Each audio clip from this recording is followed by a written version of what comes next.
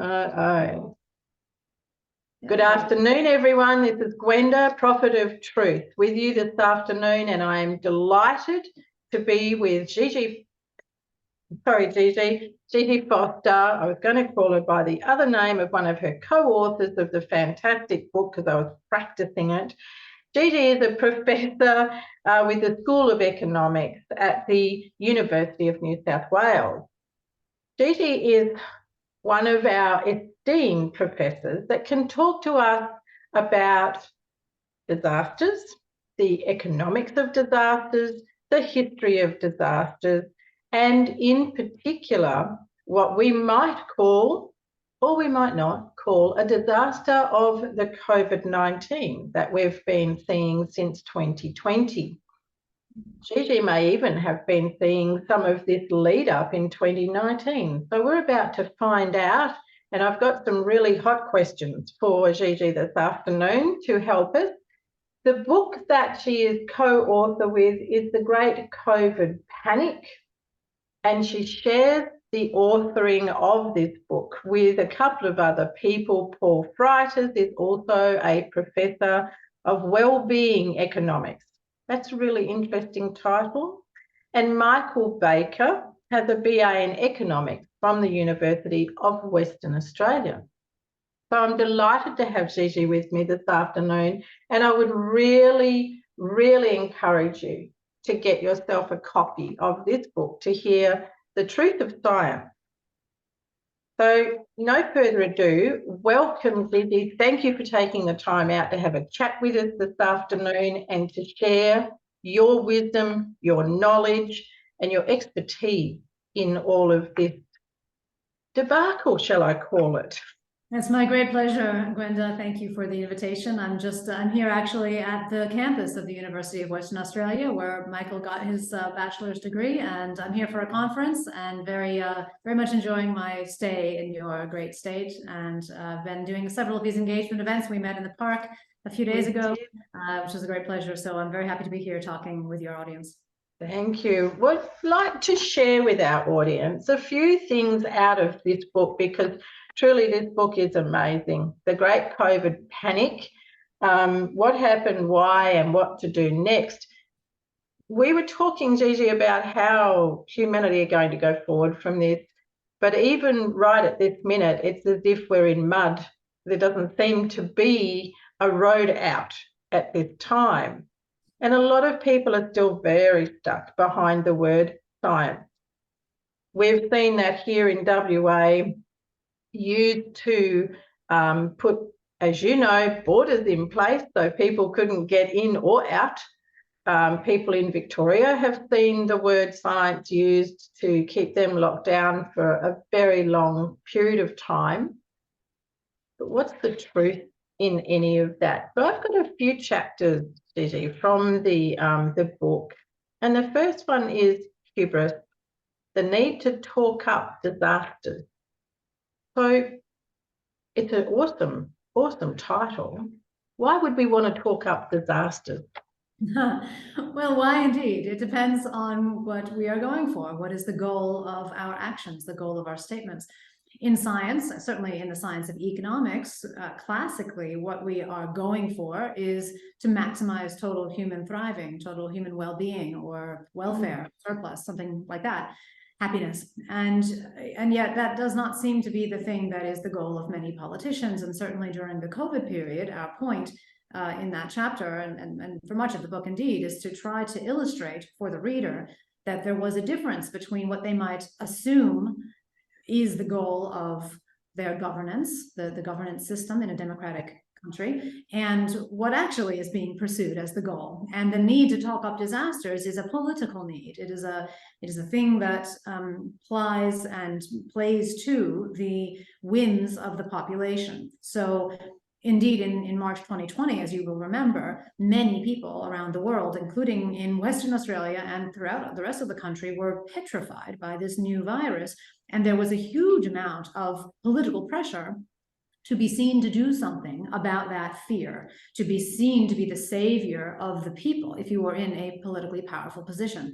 And in fact, when the media would fan the flames of the fear, that simply gave even more of a reason for the politicians to paint themselves as the savior, because they get more support. And you saw this, of course, in the COVID period. The elections that were held delivered huge victories to people like Dan Andrews and Mark McGowan, who had put in place the most draconian freedom restrictions we've ever seen in a peacetime Australia, without, by the way, justification, without any actual models that were comprehensive about the impact on human well-being that would justify those restrictions on the basis that they delivered human benefit.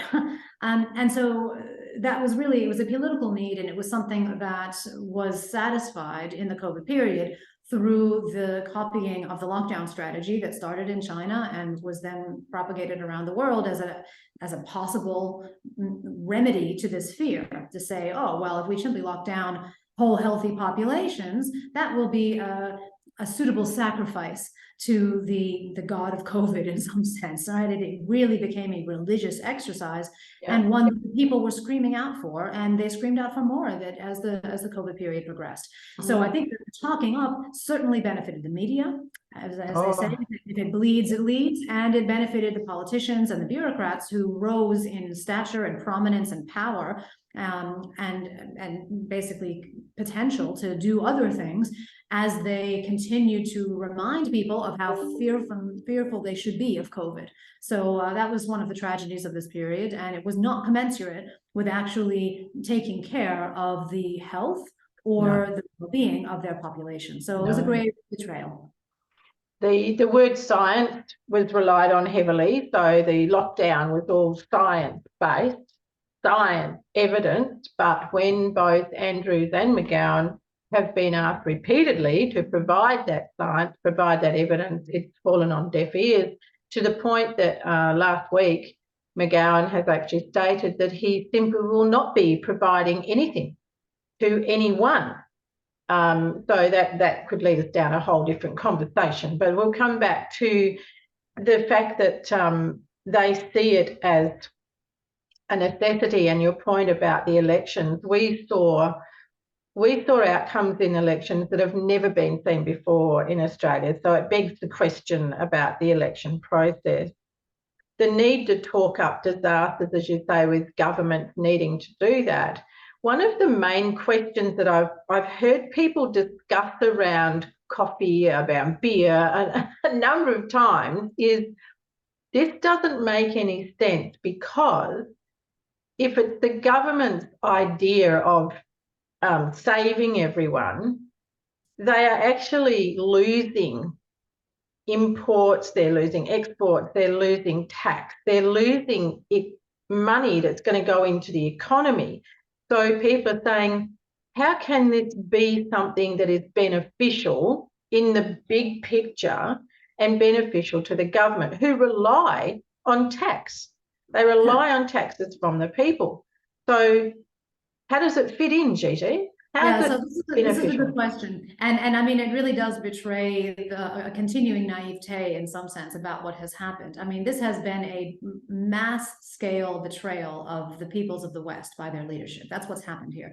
So be under no illusions that somehow this was all an attempt to really look after the health of the people. That's not the way that you should see this. You should see this as a series of convenient decisions that at the time seemed like they might possibly deliver a good result in the polls, and essentially a whole bunch of rationalization after the fact, after implementation of these various measures, and sometimes beforehand as well, about how maybe plausibly we could link some of these sacrifices to facile stories about viral transmission, let's say.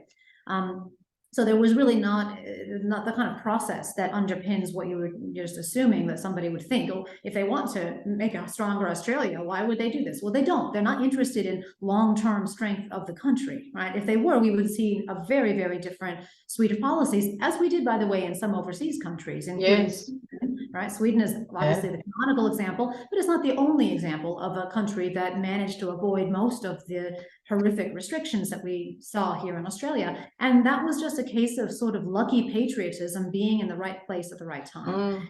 It's not, I mean, some of it had to do with institutions and culture, but there was an awful lot of luck there as well. And in Australia, as it happened, we didn't have the luck to have a truly patriotic politician or bureaucrat who was prepared, had the courage to put his career on the line, or her career on the line, and speak out against this nation-destroying madness when the time called for that kind of speaking out. And so we ended up having the country painted into a corner, and it didn't help in a sense that we were an island nation, and so we could continue to live in this fairyland of zero COVID pursuit, that, oh yes, we're just locking ourselves away. And it looked on paper as though, for many people, as though we could have our cake and eat it too, because GDP measures, which by the way included JobKeeper payments, right? It didn't fall as much as was being predicted. And of course, we didn't have the same number of COVID cases as we would have if we had had the international borders open. That's certainly true, I think. I mean, it's hard to know for sure, but I'm pretty sure that's the case. And so, you know, it sort of seemed for a while as though this wasn't such a nation-destroying set of policies. You could certainly spin that story if you were just thinking about the short run. But if you thought in the broader picture and about the broader suite of measures that matter, not just COVID cases and not just GDP, which was being measured in a questionable way, but actually human well-being, human thriving, innovation, growth, all these things that clearly matter for the long-run health of the country, not to mention fertility and, you know, the healthy operation of all sorts of markets, paid and unpaid, then, you know, and also, of course, thinking about when do we actually open the country, and when we do, COVID's going to come anyway, so we're going to have to deal with it. If you thought about those longer term and broader notions of what is good for the country, you would immediately see that this was the wrong choice to lock down. Very much the wrong choice to coerce people into these actions, which simply weren't going to be able to be justified on a cost-benefit basis. So that was the position I was taking, the perspective I was taking in March. And my co-authors and I started writing The Great COVID Panic around probably October, November 2020. After having been working for months, you know, trying to open the eyes of politicians and people, particularly the population, but being surrounded by people whose minds had been captured by the COVID crowd. And that's, of course, another one of the chapters in the book is about psychology. And that was extremely important. So you raised a question about the validity of elections. I think the elections are not really the main place to focus. The main place to focus is on what was happening with the psychology of these people. They were so brainwashed, and many people still are so brainwashed. Propaganda is effective. Censorship is effective. And so people simply, they just stop thinking for themselves. And that means that they will just go along with what they are told, and including at the polls. So that was, for us, this book was really the outgrowth of all that frustration and sadness about the way in which the countries we loved were being betrayed and run into the ground by cowards. Yeah, the sadness, that's a great word for it, because it has been very sad to see the way that the people have just kowtowed and not questioned. No, so many not questioned, just, the government said you have to, so you have to. And you couldn't even have a conversation with them to say, well, where do you get that from? Why aren't you, this is about your health. Yeah, that's right, the government's saving me. You're like, where's the detail on that? What, are you stupid? No, I'm asking you, where's the detail on them saving us? And also the fact that when I was a nurse, when we had an infectious person in, we didn't shut everybody down. We isolated the infectious person. And when I've looked back through history, I love medical history. That's why I was a nurse. I love health, well-being, wellness. In the Black Plague, they didn't shut everybody down. They put marks on the house or houses of the people that had the plague, and you knew to stay away from them. And the other thing when I was nursing, Gigi, was if you were sick, you stayed home. So why were people coming out when they were sick? And why was it that they believed that that was a safe thing to do? So there's so many things around the human psyche that have really blown my mind in the last 30 months.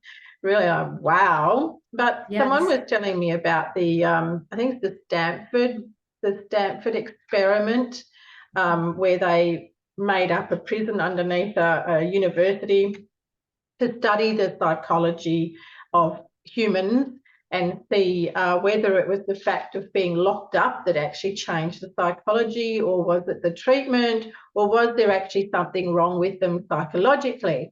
And that experiment, I think I've been looking at that experiment for real over the last 30 months. It's been mind-blowing, and it's just that experiment for real out in the public. Yes, So one of the headings I love in the book too, there's so many that I would have had you here all afternoon, because the headings are brilliant. Crowds as beasts and masters. Gigi, take me down some of that and share with our audience. Crowds as beasts and masters. So I'm going to start by talking about another social psychology experiment, which you may also have heard of, Gwenda. The Stanford Prison Experiment is very popular and very, very well known. So is the Solomon Asch conformity experiment. And in this experiment, you have a horseshoe-shaped table and a lot of Confederates, say 3 or 4 Confederates with the experimenter, who are placed around the table. And one experimental participant comes in and is seated at the other end.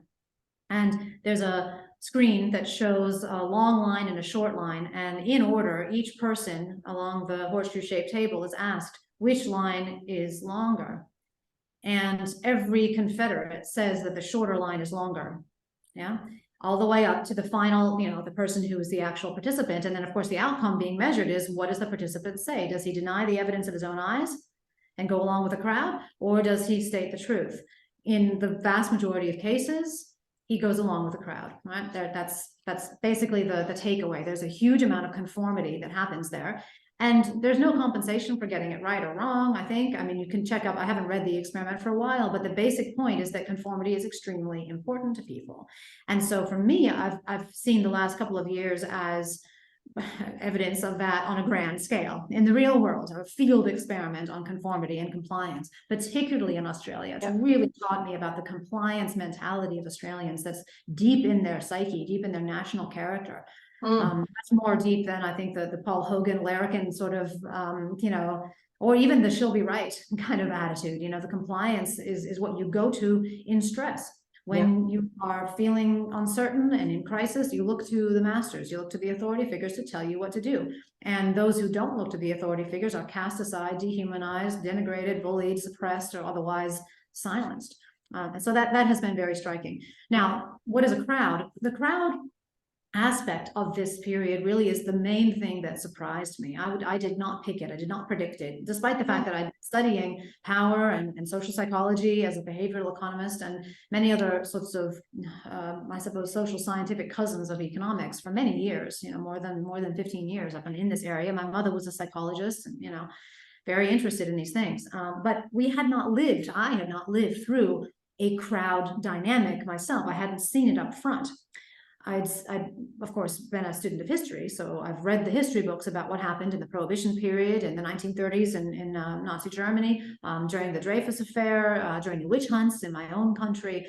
So there were examples, but I hadn't seen it up front, really in my face. And I wasn't predicting it even as late as June 2020. I was still expecting people would just snap out of the fear and start making normal choices, but it didn't happen. And so this is why we wrote this chapter, to really illuminate for people how powerful this crowd dynamic is.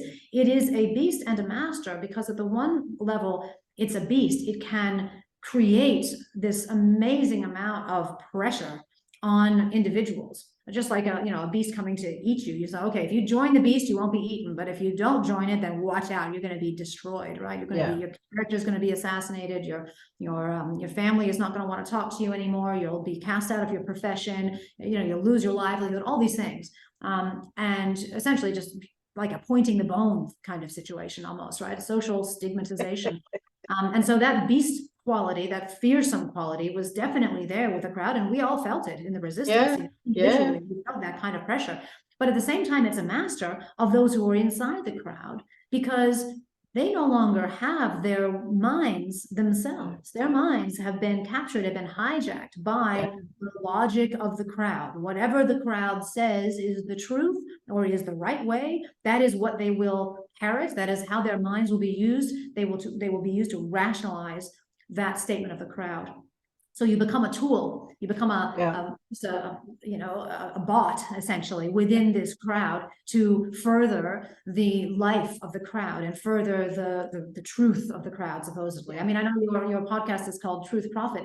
I mean, I don't think of us as ever having arrived at truth. You know, science is a process, and individual critical thinking is a process of weighing up evidence and deciding over time, okay, well, I think probably this way is closer to the truth, but you never delude yourself. You never have the hubris to believe that you have arrived at truth. We're always approaching it as much as we can and having the humility to recognize we never can capture it, because what we're looking at in social science particularly is far more complex than we could ever really capture in our small brains, you know? So we're always just trying the best we can, but in a crowd, that reality is, you know, not something you need to admit at all. You can simply kind of love and cherish belonging to this certain group, this group of security and confidence and certainty and dominance and you know, just basically a fixed thing you can hold on to when you're feeling scared, right? And so that's what the crowd offered people, but it was a poison chalice.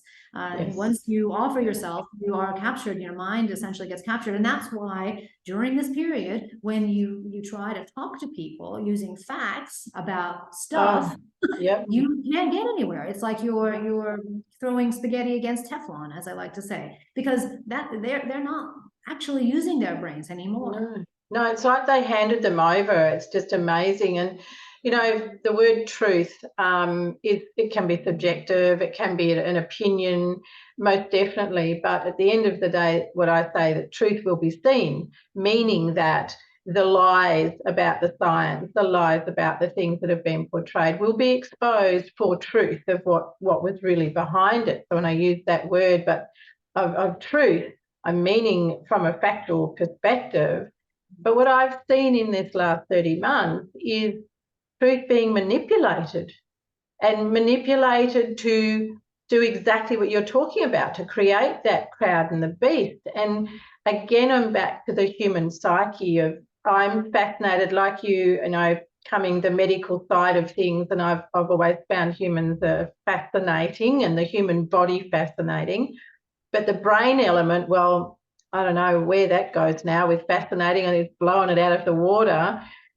Where is it that, or how is it rather, that there are those of us that can't be bought? We can see through the garbage. We are the minority for sure, but how is it that our brains don't get captured? And that I find really fascinating, Gigi. Yeah, I do too. And it's something that I've, of course, asked myself as well, and looked at the various resistors around the world and, you know, asked myself, what do we have in common? We have a blog actually about this on my publisher's website. Cool. Yes, so it's, I think something like the 5 resistance techniques or something like this. It were the 5 labors of the resistance, but then there was sort of an analysis of the different types of people, different groups of people who are able to resist the madness. And there are different reasons for different people, but there are a few of the themes that I'll mention. One is that you already had a very strong commitment to a particular group, and you really didn't care much about what the mainstream group was saying. So for example, the Amish or the Hasidic Jews in New York, right? They kind of already have their group. They also already have their own media, so they're not exposed as much to the mainstream media, right? They're kind of just apart already from this, you know, Western collective, if you will. So, and I will say, I also am not on social media much, but there were people who were on social media who still did resist. So there are other reasons as well. Another reason is people who really got badly hurt, or where their children really got badly hurt. And if that happens, sometimes that was enough to change them. Even if they didn't see anything else, if they just saw, look, this system, these policies have directly harmed the thing I love most in the world, my child, right? That's a very powerful thing, particularly for a mother, right? And being a mother, I can say that, right? And this didn't happen to me. My children have been fine during this period, thank goodness. But there certainly are people I know who woke up because of that horror that they saw in their own lives, and they just everything started falling apart then in their mind about what had happened and how what was really being gone for by these policies. Another one, and this is something kind of more similar to my story, I guess, is that there are people who simply see themselves as a bit independent and contrarian, and just for personality reasons don't really care as much whether other people approve of them or not. So I was kind of a lonely child. I wasn't in the popular crowds at school, and so I learned very early. Well, there you go, right? So my language. Yeah, so you're a little outside, and you learn to kind of look to spectator in some sense on other people's behavior. That's been very helpful for me as a social scientist, because I have no problem adopting that sort of observer standpoint and looking at the world through a microscope, looking at other people's behavior, other people's motivations, microscope, and I take myself out of it. I mean, I have very close family relationships and friends and everything, but my natural sort of state when I was a kid, and it's something I go back to when I'm doing psycho, sort of analysis in any sort, is that kind of one step removed sort of position, and a really deep confidence that it's going to be okay. Like, even if everybody disapproves of me, I'll be fine. Right? Just incredibly rock solid confidence, which I put down to my parents. They raised me to be extremely confident, not extremely self-loving, but self-loving to the extent that I don't have to worry about that part. I can just direct my energies to try to help other people. And so, that's, I don't know if it's contrarianism or just resistance to social pressure, I suppose, allowed me to, when people called me a neoliberal Trump-cannot death cult warrior, to say to myself, wow, what does that say about you? That you would say that to another human being? My gosh, well, that's not science speaking, is it? That's emotion, right? So then that's an observation for me to use in figuring out what is going on here, right? And even this morning on the radio, I was on ABC radio this morning, thanks to Damien there, who put me on with Nadia, who was the morning presenter. And the kind of vitriol coming through in the texts in response to what I was saying was just, it was so emotive, it was just, this bloody crackpot, why do you have her on? And she doesn't have an opinion about health. She should just shut up, really emotional stuff, no willingness to truly engage. And that again shows me those people are not operating from a place of objective, cool, scientific evaluation and discussion. And can we all please come to the best idea here, right? It's much more, I got to shut that down because that's dangerous. And whenever somebody starts thinking that way, I think, okay, why that's dangerous? What's so dangerous about that? Let's have a look at that, right? And maybe it is in some cases. I mean, there are dangerous ideas, right? In this case, the mainstream has been the source of the dangerous ideas. Absolutely. They've driven that bus hard, and it's worked very well. And that's the other part of this losing your mind stuff that just intrigues me, that people just salivate over what mainstream media are saying, and they fall over themselves to believe what they're saying. They don't question mainstream. They don't question anything. And I find it ironical for that person to say you don't have any medical background, when we have had people making decisions in this state on people's health who have zero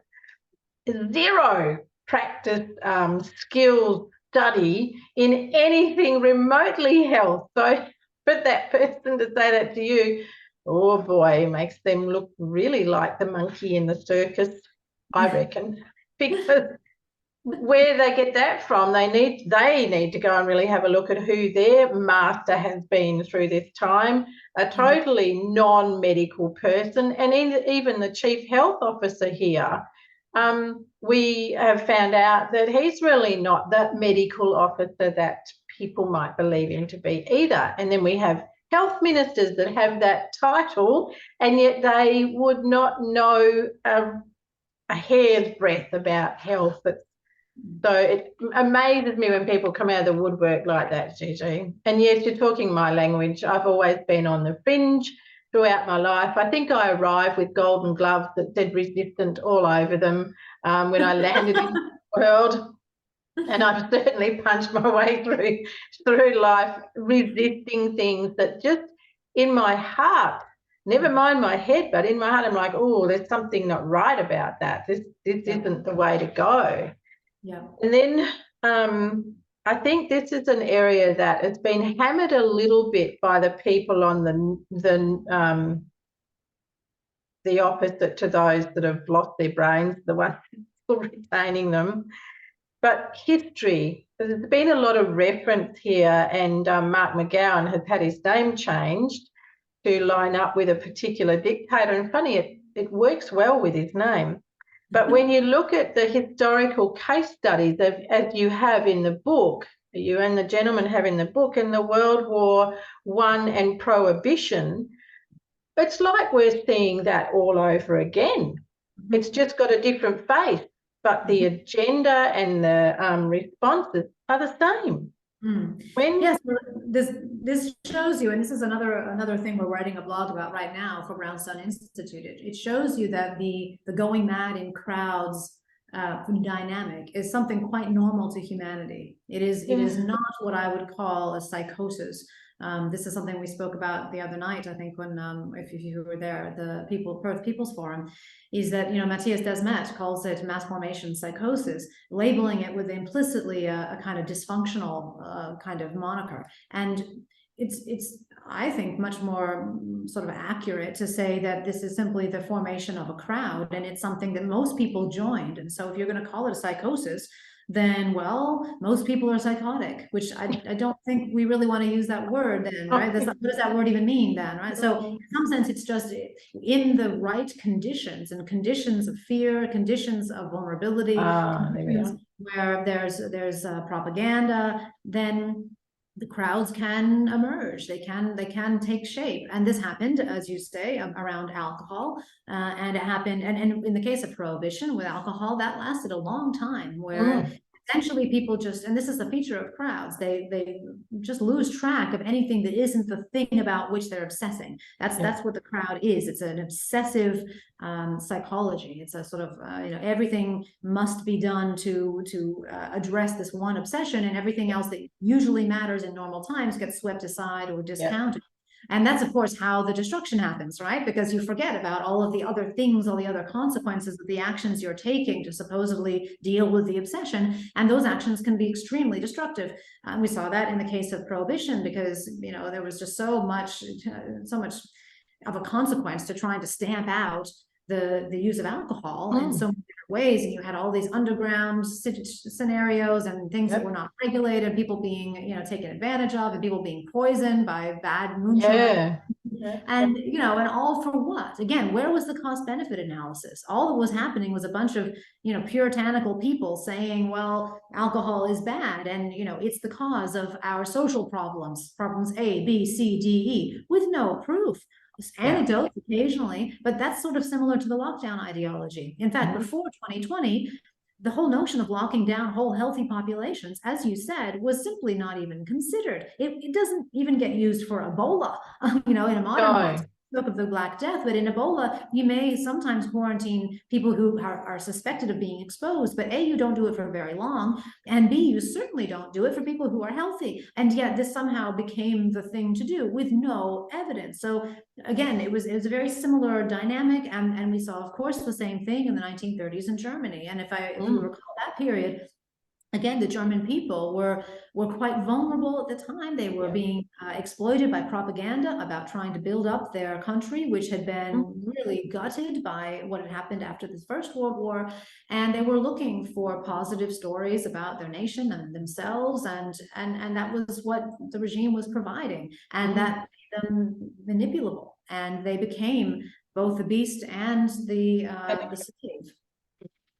A lot of people get really quite antsy about seeing the reference to Nazi Germany and Germany post-war, but if they would just stop yet again and use their brains and have a look, the similarities are huge between them. And Mao Zedong and, there's so many leaders that our current beasts are using historically, taking from and applying it.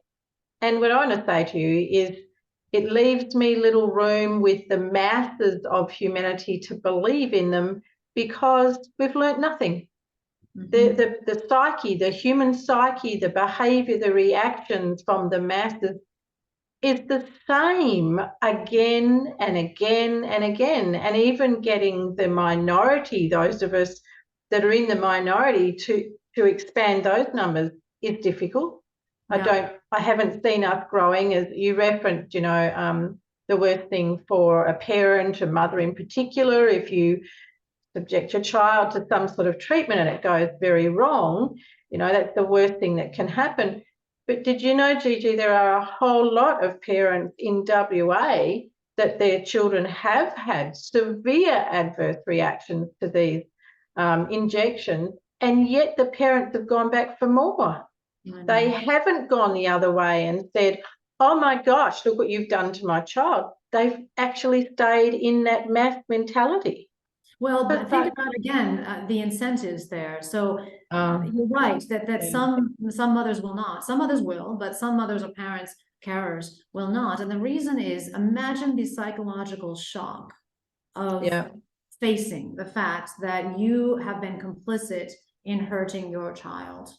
And you can say the same thing for hurting anybody who got hurt by the various policies in this period. Say your mother who was locked away in the aged care home, and you didn't try to break in and rescue her, and she died alone, right? Or a child, a toddler who was cared for by people in masks and therefore didn't properly pick up language and is always going to be delayed in learning from now on, right? Imagine the psychological shock of facing the fact that you were complicit and possibly even helped to further these kinds of policies, and therefore the damage that they caused upon the people you love most. I mean, that is enough for a person with a conscience, which I do believe is most people, that is enough to potentially drive them to self-harm.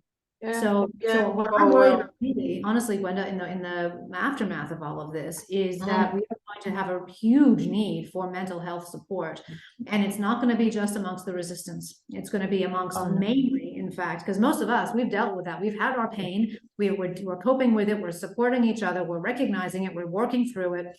I mean, we're still suffering, obviously, but we have each other, and at least we don't have, the blinders on. But these people who have had the blinders on for this long, they've been complicit for 2.5 years, or just stood by, right? Didn't see. They are going to get the shock of their lives. So they are going to need a huge amount of love and support and tolerance from our side, despite the fact that we will need to, we have to have a discussion in this country in which we can lay on the table what actually happened, the pain, the damage, the destruction, and have an acknowledgement of that by all layers of society. This is one of the reasons why I've written my more recent book with Sanjeev Sablock, which is Do Lockdowns and Border Closures Serve the Greater Good? This is a cost-benefit analysis of Australia's COVID lockdown. And lay out there what the costs have been in the various categories to the extent that we can estimate them now. Obviously, there's always uncertainty, but we do our best. And our estimate is that lockdowns have caused 68 times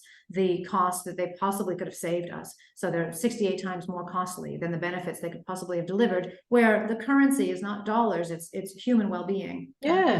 Driving. So that's a huge amount of pain, of loss, of destruction of these policies. And so we need to have that conversation as a nation, but we also need to approach our neighbors and our professional colleagues and our family members with tolerance and a preparedness to offer support, because my goodness, are they going to need it if they do actually open their eyes?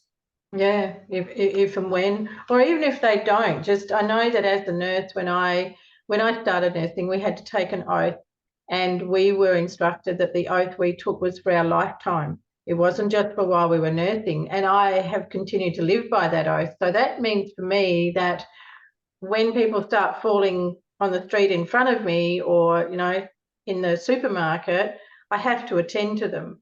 I can't walk away because of their choice. I honour the oath that I took, because that's how much my dedication is to humanity, to the well-being and the wellness of people. So it's a precarious situation.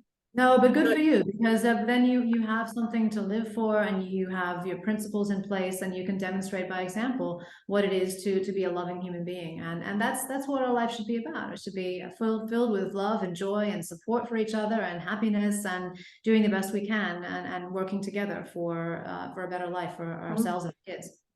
Well, I have a radio show called Soul Therapy, and this week's topic, the content, was all about a better world. So, and that's one of my driving passions, is making some kind of progress towards a better world. So, yeah, and I'm very staunch on my principles, though, Gigi. I don't back down with them very much. Good girl. We need more of these days. And the other chapter that I think we'd like to close with is really one that is so topical for now, because there's a word that makes me cringe now. But one of your, and I'll have to read it, is science during the Great Panic. First, how and what a crock up. So, science, you know, we've had that word plastered everywhere. It's almost like it's tattooed on people's heads, science. But that chapter, Gigi, floor's yours. Yeah, so that was a really heartfelt chapter for us to write, because we are, of course, scientists. Myself and Paul Freiders are both professors of economics. Michael is kind of a layperson's economist, but he knows us both quite well, and of course, so Paul and I operate in the profession that styles itself to take a scientific approach to understanding markets and human behavior in markets and motivation and whatnot, and churning out journal articles which illustrate and illuminate various aspects of markets and human behavior, and that tries to approach truth, right? But the reality is that in the profession of economics, as in the profession of many other sciences, certainly including many of the health-related sciences, as we've seen during this period, there are a number of other motivations that lie behind the actions, the writings, the research programs, the experimental designs, and the other decisions of quote unquote scientists. And that has come out in so many ways. And in that chapter, we talk about just the ways related to the COVID scenario. So, for example, we talk about the confusion of the IFR with the CFR, the infection fatality rate and the case fatality rate. We talk about the muddling of those statistics, which then causes people on the street to interpret what they hear in the media, and even what's published in scientific papers that then get summarized by the authors in the media as meaning that if they were to be infected with COVID, they'd have, a 5% chance of dying or something like that, or 3% chance of dying, which is just off by an order of magnitude. And we certainly knew at the time in March that it was highly unlikely that the early estimates of the fatality rate, leaving off whether it's I or C, were likely to come down, because we weren't measuring the asymptomatic or less symptomatic infections, right? You just don't see them. They don't front up to the doctors, right? And epidemiologists knew this. They've known this for a long time. This is what always happens with new viruses. And in fact, there was a seroprevalence study run in Stanford quite early on by Jay Bhattacharya, I think, and John Ioannidis, which showed that, in fact, a lot of people had been infected, but just never fronted up to a doctor. And so the real risk to the man on the street of being infected was much, much lower than what was being paraded around in the journals, right? And yet, because Neil Ferguson and his team and other people who were vastly overestimating the risks of this disease got in first to the journals with their statements of what was truth, right? What was the best known thing at that time, it became very difficult to publish alternative stories, alternative takes on what was actually likely to be the truth, because the people who you send the paper to are the editors. They send the paper to referees who have worked in that area. That tends to be Neil Ferguson, etc., or whoever else has been already published. They, of course, don't have an incentive to let in alternative views that would be critical to their work, so they will be more likely to reject, and on it goes. So I like to say this is a self-licking ice cream cone culture. This is good for actual progress in science. This is not something that the society would want to perpetuate, because all it is doing is perpetuating the careers of the people who happen to get to market first with often a bad idea, because they haven't taken the time or the thought to actually refine what they're saying. And, you know, as we say in economics, the staying power of a bad idea is exceptional. So sure it's is. not like it's going to self-correct quickly. So you kind of get captured into that path dependence, and you end up just continuing to believe wrong things for a long time, and having a really hard time coming out with alternative views and having them published, you know, more broadly, disseminated more broadly.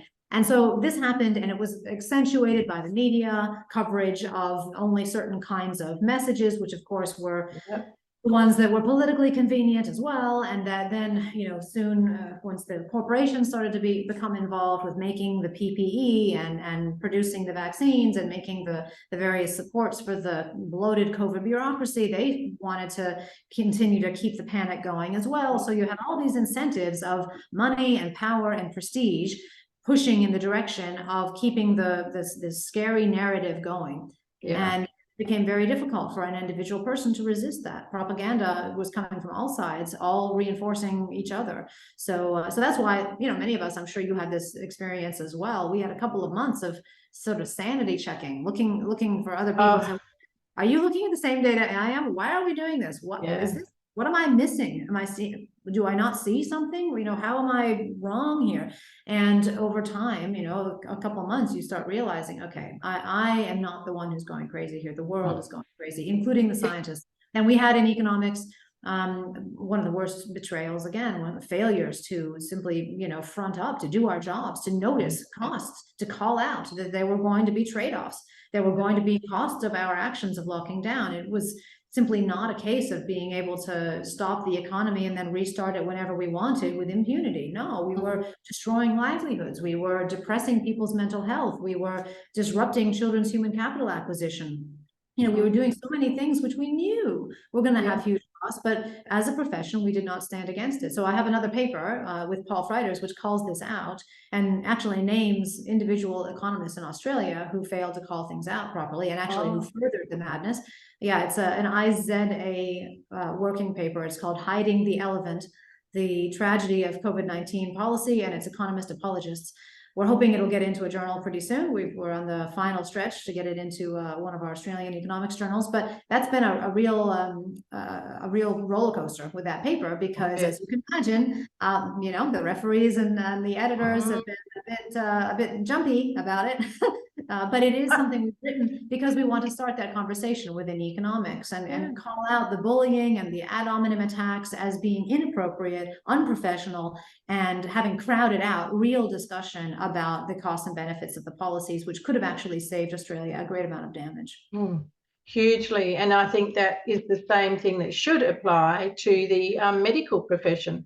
Exactly. There's a lot of medics that knew full well what they were doing was not in line with their Hippocratic oath, was not in line with their practices of what they signed up to be as a medical professional, and they haven't stepped forward. There's only a handful, so I think we need the same kind of paper to come out and go into the medical journals on the same lines, you know, for the cost to humanity, the cost to wellness. It's been a disaster, this thing. It really has.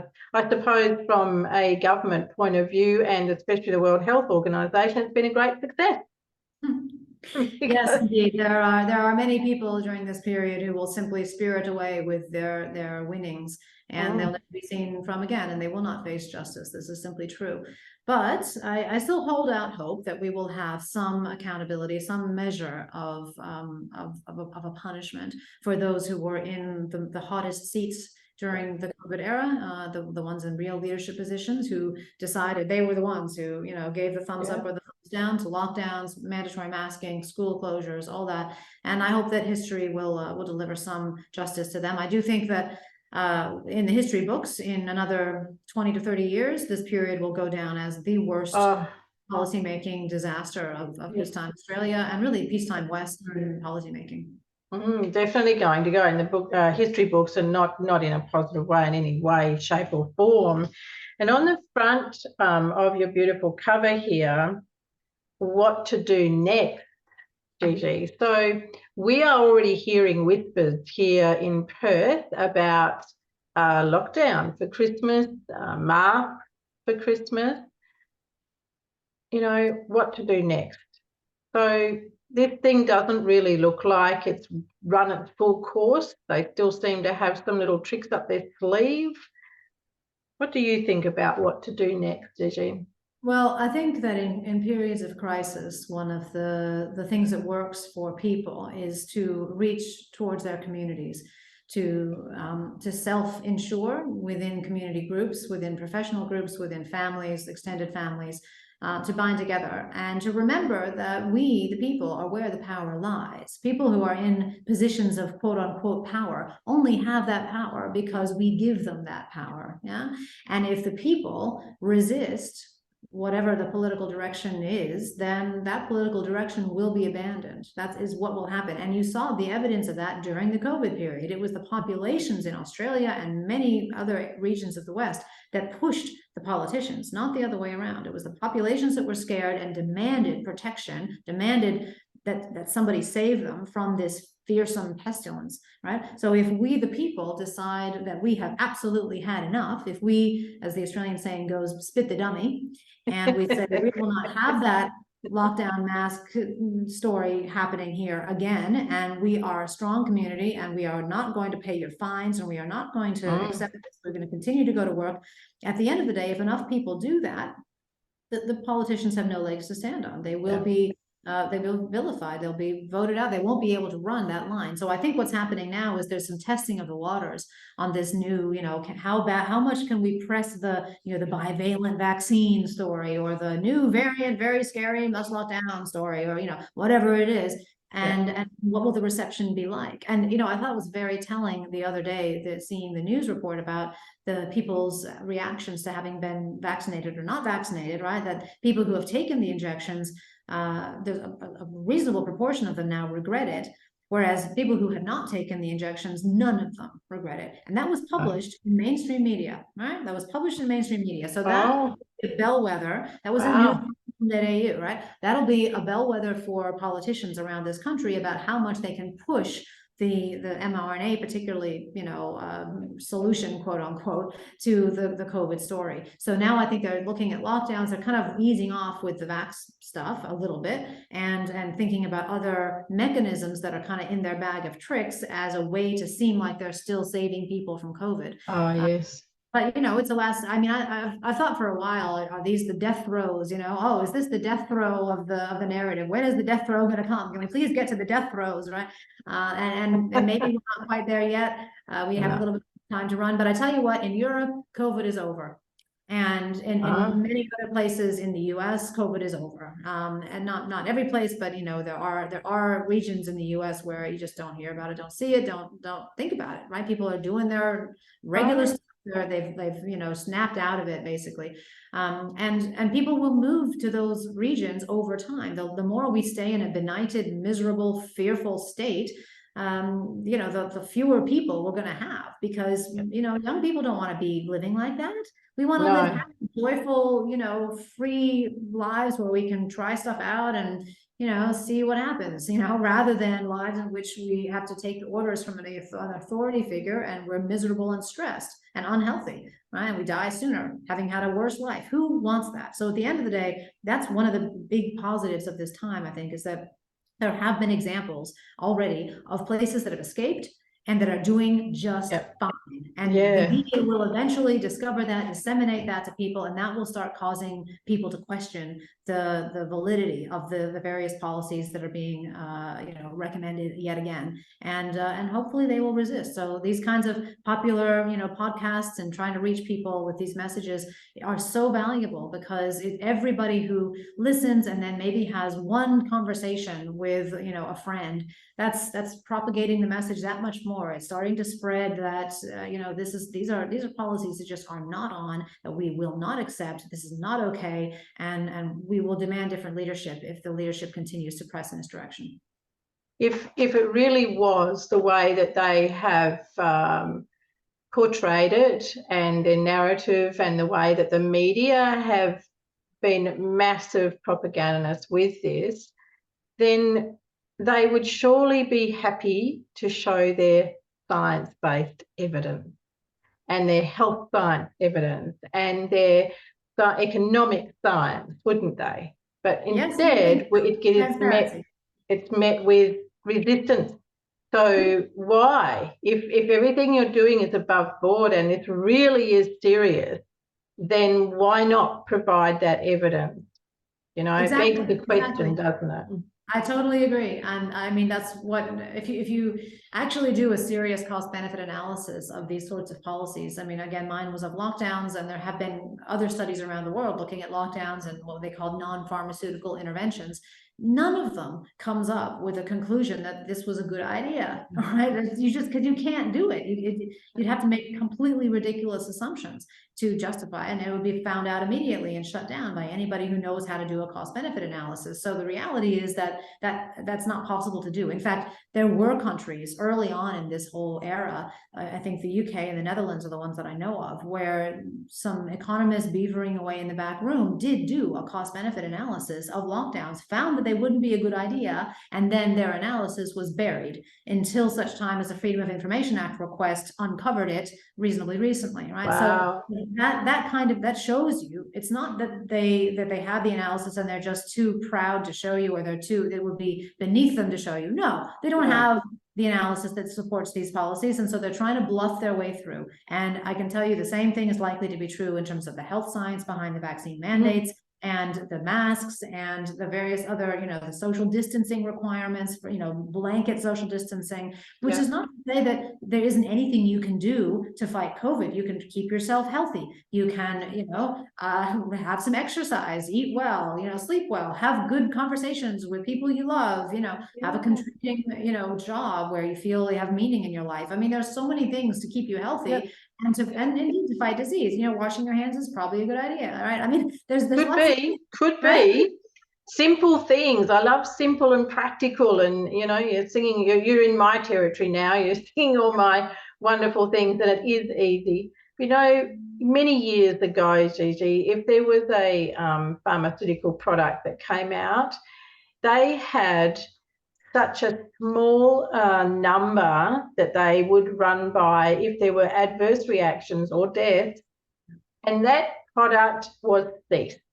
Yep. Absolutely ceased. And yet it was like a 0.03, 0.06. It was such a small number that they used as their gauge as to whether or not that product would be allowed to continue. And yet these have exceeded, my gosh, the adverse reactions, the deaths have exceeded that number astronomically, and they haven't even been approved by the TGA here in Australia, and yet they continue being used. Yeah, I know. That leaves me absolutely gobsmacked. Absolute travesty, and the human damage caused by that, and not just to the individuals harmed, but indeed to trust in the medical profession, trust in the advice of your doctor, right? And then we have these legislative changes whereby it's becoming punishable to disagree as a doctor with the advice of a bureaucrat. I mean, why did the doctors go to medical school in the first place? Right, presumably because that teaches you something. It teaches you how to have a professional, experienced opinion about something that would probably be better than a bureaucrat, right? And so, I mean, these sorts of crazy decisions, they have long-term consequences for really important stocks of productive stocks like trust. And so I worry about that as well, and that it will cause a flight away from medical interventions, some of which can sometimes be really good. I mean, not all of them, but sometimes they're really useful. And if people start to distrust everything that they hear from a doctor, then they're also gonna get have more problems. And so what I'm interested in is a medical system that delivers as much as possible what is needed by the given patient at the given time to avoid suffering and death, as much as possible throughout life, right? That's what you want. And, for different patients and different kinds of diseases and disorders, you want different kinds of approaches. You want to have a marketplace for those approaches, allopathic, naturopathic, preventative, treatment-oriented, all that stuff. And we very much are not in that world at the moment. And I think healthcare has become a scary place for people. Very much. That's just a tragedy as well, because health is such a big part of what makes for human thriving. It's about 40% of the well-being life year currency that I use in my lockdown book to try to tabulate costs and benefits. About 40% of our satisfaction with life, essentially, is whether, to do with our physical health. So it's not everything, but it's a lot, right? And mental health is then a large part of the remainder. Yeah. Well, if you don't have those, you don't have a life, do you? You can't function. So you can't find your way through life financially, emotionally, anything. So you're barking up a very lonely path and a very dark path. But Gigi, thank you so much for taking the time out. I know you've been very busy, and thank you for your just so warm and welcomeness to be interviewed here, there and everywhere. I know you've been a very busy lady, and we really appreciate your time. Thank you. It's my great pleasure. Thanks, Gwenda. Good luck and keep up the good work. Thank you.